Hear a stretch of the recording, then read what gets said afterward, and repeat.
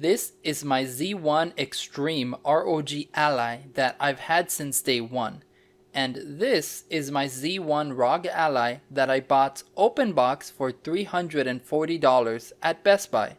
So, how does the Z1 Non-Extreme Edition perform? And is it worth buying it at 2/3 the price of the Z1 Extreme?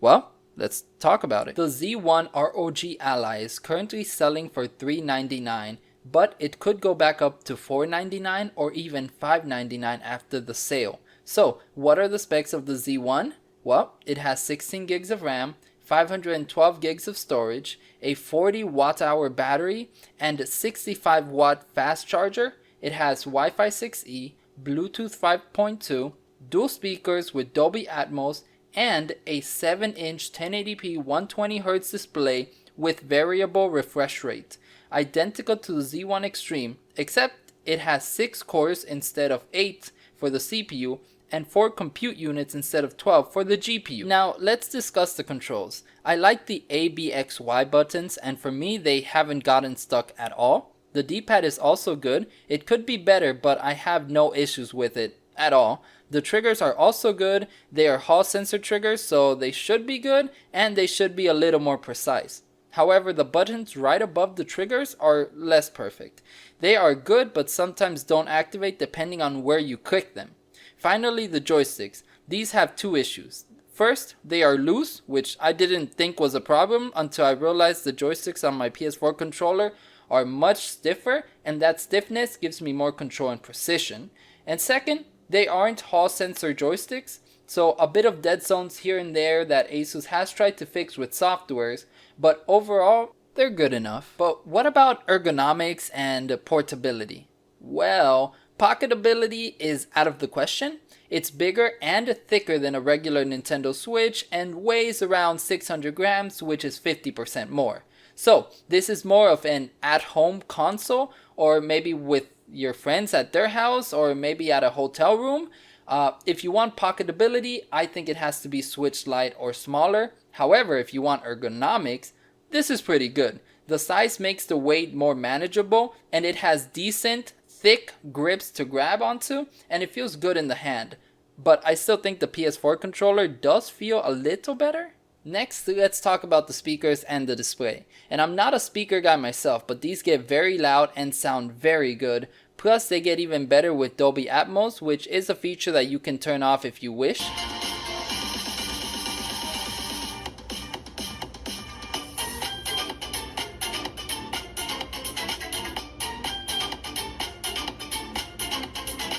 But my favorite subject is the display. So it's a 1080p IPS display, but it's also 120Hz, and that makes it great for games that are easier to run. But the big feature is the variable refresh rate, which makes any game between 48 and 120 FPS feel buttery smooth. So I'd say the display is a big selling feature on the ROG Allies, including the Z1 Non-Extreme. And another big selling point is Windows 11. Let's talk about the software now. Windows makes this a computer instead of just a handheld console. And if you like Windows, that can be great because you have a handheld and you have a computer in one.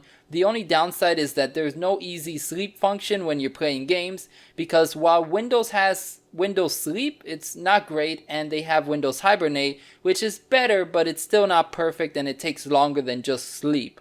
But for all the other issues, Asus has Armory Crate and Command Center. For Armory Crate, I don't use it too much for my games. I just kind of use it to do updates and to change the settings, and it's sort of a set it once and you're kind of done feature.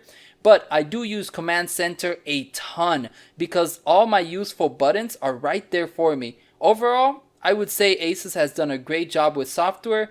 We just need a sleep function, but that's a Windows issue. Now let's talk about performance. First, we have Diablo 4, which tells us our GPU is not supported for the Z1, but it doesn't say that for the Z1 Extreme. But that's fine because the Z1 can still happily play this game at 15 watts, with FSR 2.0 set to ultra performance and all the other settings set to the lowest they go. At 1080p, we get an average of 77 frames per second, which is pretty good for this kind of game, and we could raise the settings and use variable refresh rate to enjoy the game at a locked 48 frames per second. Also, if you plug in the Ally and use max power, the frames per second only goes up a little to about 92 frames per second, which means the Z1 doesn't benefit as much from 25 watt turbo mode as the Z1 Extreme does. The next game is Fortnite, and for this one, we set the settings down to the lowest they can go at 1080p 75% 3D resolution, and we can get a solid 83 frames per second average, which is pretty good for this at 15 watts. If you need that 120 FPS, you can always drop the 3D resolution down to 50%,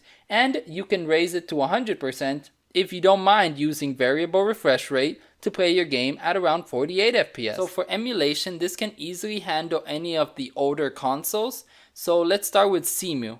I tried Breath of the Wild here, and it runs great at 48 FPS and around 15 to 18 watts. So I would say Wii U is no problem at all. It just uses a little more watts than the Z1 Extreme. As for the Switch, I used Yuzu and I tried Tears of the Kingdom. And at around 15 to 18 watts, it's a solid 30 FPS, just like it is on the Switch. Of course, you do have to wait for some caching and loading to finish. And once that's done, the game runs smooth, just like in the Z1 Extreme. So if this runs smooth, then I would say all the Switch games should run pretty good. So last test was PlayStation 3, and that one was interesting. For Skyrim, it kept on crashing right at the start, but it worked fine for Dark Souls. We were running it pretty well at around 18 to 20 watts, so a little harder than the Nintendo Switch, which is the same on the Z1 Extreme. We did not have to use CPU boost, so I would say PS3 emulation is doable for some games, and maybe all games if you're willing to work out any issues that may lead to crashing. Now the battery is interesting because they both have the same power profiles and the same battery. So for 10 watts you get 2.5 hours, and at 15 watts you get just under 2 hours, and at 25 watts you get about 1 hour and 15 minutes. Where it gets interesting is efficiency. The Z1 Extreme only used 14 watts on Switch emulation, and the Z1 needed 17 watts, giving it less battery life.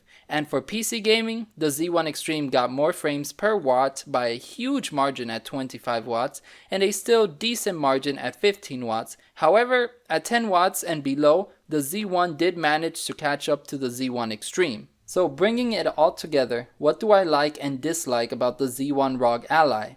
Well, I love the price at $399, it's unbeatable. I also love the display with variable refresh rate. I love having Windows to be able to do more than just gaming. And the performance and specs at this price are pretty much amazing. Plus the Asus software has been great. But what I dislike is a bit of the battery life, a bit of the pause and resume feature not being there, a bit of the performance loss, and other minor things. But for $399, I would ignore all of this and still buy it. But with that being said, if it went back up to $499 or $599, then that's a different story, and I would probably pass up on this for either the Z1 Extreme or a Steam Deck OLED. So if you want the Z1, make sure you get it before the sale ends. I hope this video was helpful, and have a nice day. Bye bye.